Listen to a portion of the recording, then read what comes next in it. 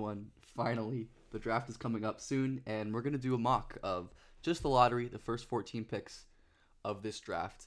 If you want more, if you enjoy this and want another part with the rest of it, let me know, or maybe I'll do another one closer to the draft as well. A couple things before we get started. One, this mock is based on what I would do, not what I'm predicting. I don't have any special intel or enough to really predict with confidence, so I'm going to be acting as if I am the GM at every slot, and I'm going to be picking as if I was the GM. So all of these picks are what I would do, and this is a really strong draft, which means there are going to be players who you probably have seen in a lot of mocks in the lottery and such that aren't going to be here, not because I don't think they're good, just because I think there's better players or better fits. And I have done videos on almost all of these players, so if you have more detailed questions, you can always go find those videos as well. So first up, we have the Spurs, and we don't really need to talk much about this one. They're picking Wemby. It is, about 25-ish years since they've lucked into a generational big man prospect in Tim Duncan, who was a unicorn in his own way over 2 decades ago. Obviously an incredible defender, was able to contort his body and block shots with his length. Here's a 7-footer hitting a movement 3 in 1998 or something, which was probably as crazy then as some of the stuff that Wemby does now. And Duncan was also a really impressive driver as well, someone who could put the ball on the floor and lay it down, just like Victor Wembanyama is developing the ability to do. Much better at catching the ball on the roll, finding an immediate read. Let's watch that one more time. Wemby sees this pass before he even throws it, before this defender's even fully stepped up, and he hits a beautiful play, which is just building on his already unbelievable toolkit, including ridiculous step-back threes that we've all seen. I mean, this stuff is just commonplace for him at this point, which is crazy to say. And of course, being an incredible defender. Nobody covers ground like Wemby. Nobody can stunt, run over, and block shots like he can. It is a no-brainer pick. Don't need to spend too much time on it. Number 2, the Charlotte Hornets are selecting Scoot Henderson, which there is some debate in the consensus about who the pick will be, who it should be. I think it should be Scoot, no question. I think he's clearly the second best player on the board. And it all starts with his elite driving game. Scoot's one of the best point guard athletes that we've ever seen, with incredible burst and vertical explosion to just dunk over anyone and get to the rim whenever he wants. He has no problems beating defenders to spots from a standstill. The burst, the agility, the strength, the ability to lower his shoulder, jab, get this defender off balance, and blow right by him. These are pros. I think that's actually Shabazz Napier, who he blew by right there. And another great thing that I think comes with the Scoot LaMelo fit that probably is underdiscussed is how good of an off-ball player LaMelo is.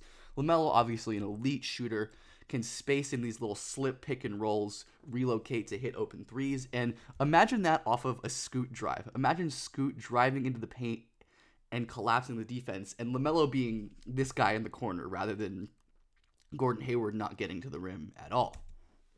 LaMelo's always been a good cutter going back, and the relocations, the ability to slip behind defenses, that's going to pair super well with Scoot's incredibly good passing ability. Scoot is probably an underrated passer, along with his really impressive pull-up mid-range game, which is going to complement LaMelo's pull-up shooting so well.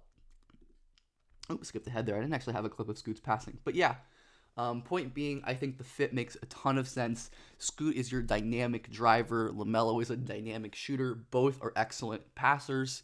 And it's really hard to find superstar caliber guards, initiators, guys who can run your offense and run really great offense.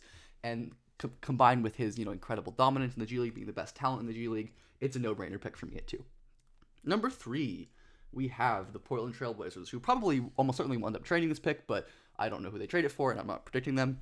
If they kept it, they should take Amen Thompson, who is my 3rd best player on the board and the best basketball athlete I've ever seen. My good pal PD tweeted about this today, and it's just so true. Nobody can hang like him and finish like him. The burst, the speed, the hang time, and that combines with his incredible playmaking vision. And Dame has never really had a slashing, passing guard to play with. CJ was always his number 2, and CJ was a tough shot maker type as well, with rudimentary rim getting ability and passing. But Amen, a superstar driver with incredible burst, really great at hanging in the air and finding cutters. Imagine that pairing with guys like Shaedon Sharpe and Anthony Simons potentially, while also having really impressive defensive upside as well, just because of that athleticism. Watch how much ground he covers on this play. Look where Amen starting this play, guarding the point of attack above the break, running down and getting this nasty, nasty block. Amen has shown a bit of an ability to work as a pull-up shooter. I think the form is a lot better off the dribble, which isn't perfect for Portland, assuming they have Dame and they want the ball in his hands a lot. But this kind of talent, the shooting is certainly a concern, but he is so special an athlete that to me, I just don't really think it matters. An elite top 199 100th percentile athlete, an elite passer, real defensive upside. That's a guy you can't pass on, and especially, making Portland's offense so deadly, assuming they kept this pick, which again, they probably won't, but we're not considering that. Next, we have the Detroit Pistons. No, just kidding. The Houston Rockets at 4, they're taking Brandon Miller.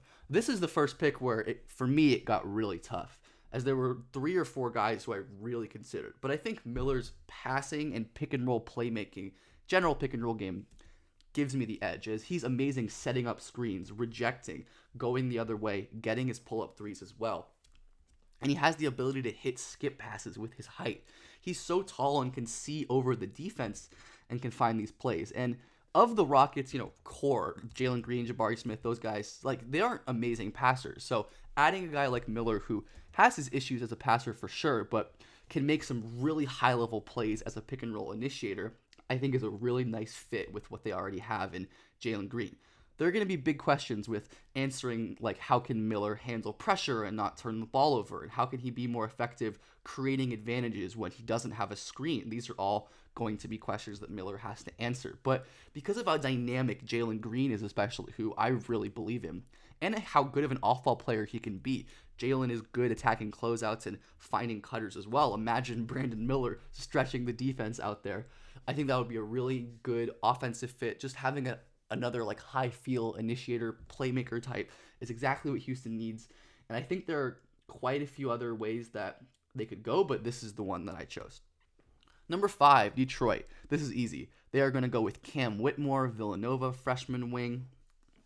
He is as dynamic an off-ball scorer you're going to find in this class. He is an amazing cutter. Watch him looking for the cut, cutting behind the missed help, and just ridiculous dunk there.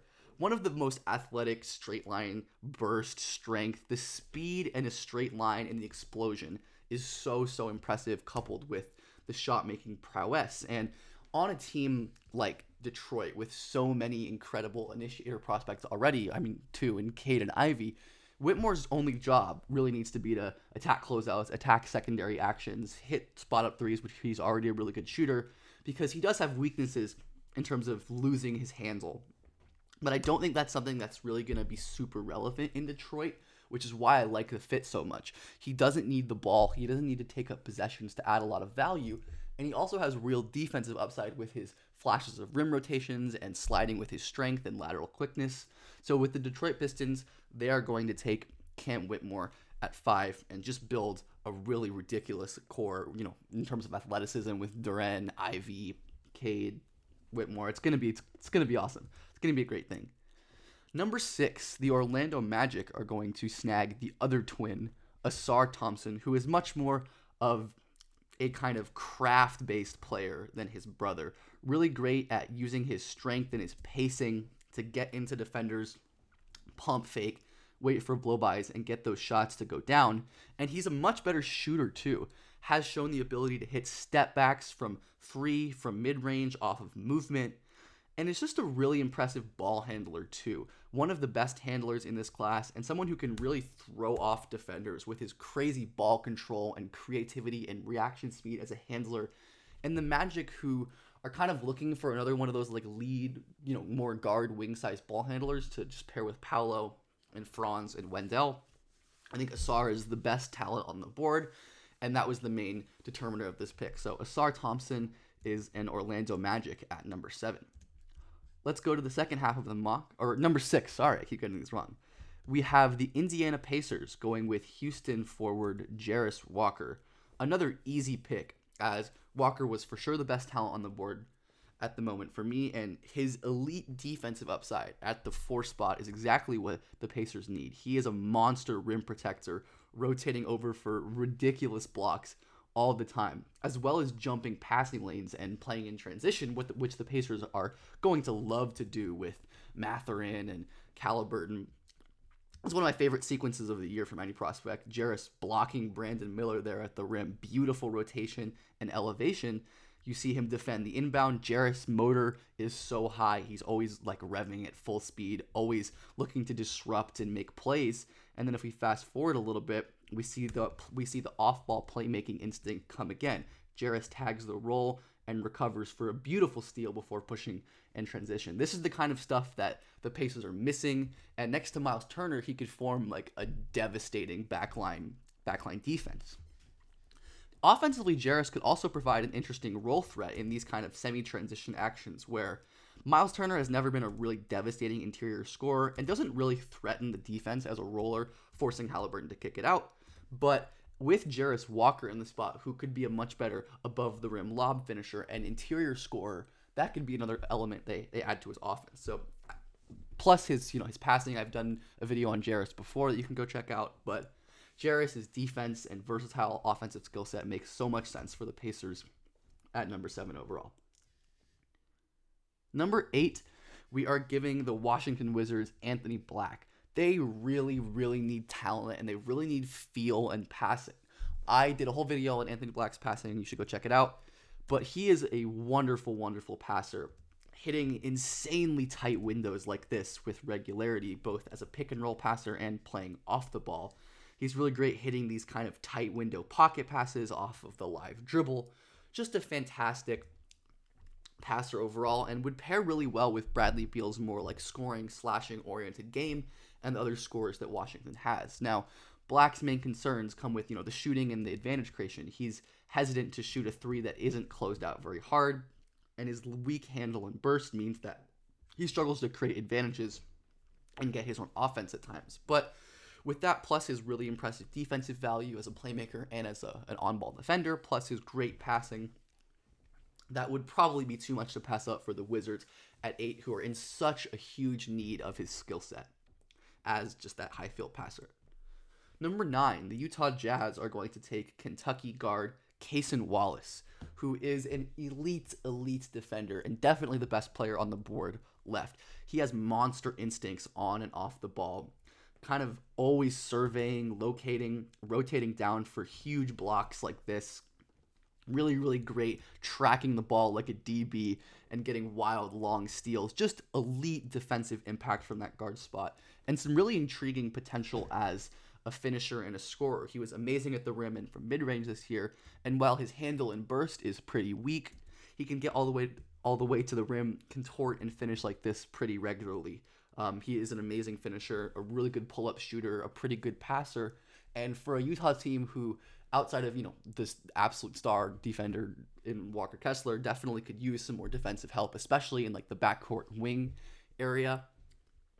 Cason makes a ton of sense, especially given the scores that they have already in Jordan Clarkson and Lauri Markkanen. Cason would be a wonderful addition to that Utah team and just add a totally new dimension and something that they don't really have already, which would add a lot and would be the best player on the board. And Kentucky guards are always good, basically. At number 10, the Dallas Mavericks are taking Taylor Hendricks, UCF freshman. Another pretty easy pick, as the Mavericks need defense and rim protection desperately. And Hendricks is one of the best rim protectors in the whole class, outside of guys like Wemby and Jarace and some others we'll see. He's so good making these backside rotations for big weak side blocks. And when you have weak defenders on the floor like Dallas is going to, having this guy who can like clean up your mess is going to be so important. It's something that the Mavs lack and something that Taylor Hendricks will bring, just being this presence, this enforcer on the backside. And Hendricks has a lot of offensive questions. I'm a little lower generally on him because I don't love the offense, but he should be a good spot-up shooter. And playing with Luka and Kyrie and whatever other threats they have, all Hendricks needs to do is to slip, get off movement, catch and shoot threes, and maybe drive and pass a little bit if he can develop that. But having a 6'9" guy who spaces on offense, which is, again, when you have two elite on-ball initiators, the stuff that you have to do on offense definitely lessens when you can space. And someone with the elite backside defensive rotational defense that Taylor Hendricks brings, it's a beautiful fit. He's a great talent. This is one that I would love to see, even though I'm not sure Hendricks actually falls this far in the real draft. But Dallas would get an absolute steal here. Number 11, the Magic took Ausar Thompson at number 6, and they're getting another dynamic player in Gradey Dick. The Mavericks have a ton of players who need the ball, or don't need the ball, but are best with the ball in their hands, like Paolo. Even Franz is an amazing creator at this point. Ausar is going to be really good with the ball in his hands. Dick is best when he doesn't have the ball. Everyone knows about this shooting, but he is an amazing passer. Look at him set this pass up and zip it down to his teammate, even though he whiffs that one badly. And everyone knows about how amazing this shooting is, coming off of dribble handoffs with his high release point as well. You really can't guard him with like guards and smaller players because he will just shoot over you. And a Magic team lacking in consistent spacing desperately needs someone like Gradey Dick to unlock stuff for them, be a relentless off-ball mover. I did a whole video on his defense and his defensive upside that you should go watch. And when the Magic play lineups with guys like Paolo, Wendell, Franz, even Bull, like there can be spacing issues for sure. Plays like this that you can insert Gradey Dick in either role as the passer or the roller. There's just a little bit of, kind of a cramped paint here. And having Gradey as a real spacing threat opens up and makes these, dynamic motion offense passes and plays that the Magic like to run even better. He's a perfect fit. And if he falls this far, I think he would make a ton of sense for Orlando. And getting him and Ausar would be a really, really great haul that would set them up nicely for the future. All right, number 12, Oklahoma City are taking Dariq Whitehead, the Thunder freshman, whose main concerns are honestly with his injuries. Lower body injuries are really tough, especially when they have noticeably harmed someone's ability to like get up and be explosive. But Dariq was really impressive, especially late in the season. I loved his defense, where Dariq was aware as a help defender. He was really good at sliding, getting low, sticking with his man, getting around screens, and pressuring as well. Look at him sagging and blocking off that guy for a rebound. Dariq flashed really impressive awareness, just general kind of sound defensive instincts, which is impressive for a freshman. He's not like overextending anywhere. He's scanning the floor. He's in explosive position, and he can react and close out to this jumper really easily, which is going to help him get on the floor early. Dariq as well is, a dynamic shot creator, someone who's always, going back to high school, been able to hit difficult pull-ups off of the dribble. That was his whole thing as a big primary initiator type. He's a really impressive passer as well. He didn't get to do as much pick and roll stuff at Duke, but some impressive flashes of laying the ball down to his defenders on drives. And he's also someone who is an impressive pick and roll playmaker at times and has shown the ability to get up and finish a little bit more. Obviously, that finishing is a huge concern. How much can he elevate, or how confident is he going to be in his lift? And if teams medical reg flag him, it is what it is. But he's a top 10 talent easy in this draft. A real 6'6" dribble, pass, shoot, defense wing. And given that the Thunder's, some of their biggest needs are more shooters, more spacers, more wings who can really defend, and especially because they don't need Dariq to be ready right away, I think it makes a ton of sense for OKC to go out and get a guy like Dariq with that insanely high upside who, might not work out, but if he does, he's going to be better than a guy you get at the 12th overall pick. Got it. We are moving through this. And number 13, the Raptors are going to take Michigan forward Jett Howard, who most people talk about his offense. The defense is where most of the concerns lie, but I think it's a bit underrated, and especially for a Raptors team that projects to be really good on defense, Jett's issues could be mitigated. He does have impressive off-ball moments where he tags hard, recovers to close out, and gets a block here. I think his off-ball defense in terms of playmaking instinct and awareness is a bit underrated. There are concerns as a backline defender. Again, Jett a little slow seeing this and just isn't rotating on time. But given his dynamic scoring game, Jett is a nasty pull-up shooter both on and then shooting off the ball. Just beautiful, beautiful stuff. And is really underrated in his handle and speed. He can get to the rim with his kind of hanging mobility and straight line speed as well. So I think there is a lot to like from a Raptors perspective. Just adding another shooter and dynamic scorer, which they desperately need. Someone who doesn't need the ball to add value because he is a great off-ball mover. He can pass off the ball. He can cut. He can space. And then I think the Raptors potentially are good infrastructure for him to improve as a defender, to get stronger and to take advantage of his tools and his instincts. I think Jett is a great talent and just makes a lot of sense as another huge player for the Raptors, but this time one who can really space. Now, the last pick of the lottery, we made it. Dereck Lively, Duke center, who I think by my board is a bit of a reach, but is such a big need as a true rim protector, someone who makes massive rotations for monster blocks. And the Pelicans have struggled with interior defense. They haven't had a real rim protector since Anthony Davis left town, and Dereck Lively would give them that. Someone who's so good rotating over and making big plays to defend the rim, as well as being a good pick and roll defender too. Lively's offense isn't amazing, but as someone who can catch the ball above the rim as a lob finisher, as well as passing too, he doesn't need to do much with all of the Pelicans' dynamic offensive threats. But that defense is so important, and getting rim protectors, like we saw 4 elite rim protectors go in the first round, basically 5 if you count Cason. It's such an incredibly valuable position, and the Pelicans would be good to get it here. So that is the mock draft. Let me know what you think. Which picks do you like? Which picks do you not like? Are you happy with your team? And let me know if you want to see more. Again, I have videos on almost all of these guys on my channel, so if you have any more questions, go check that out or leave them in the comments.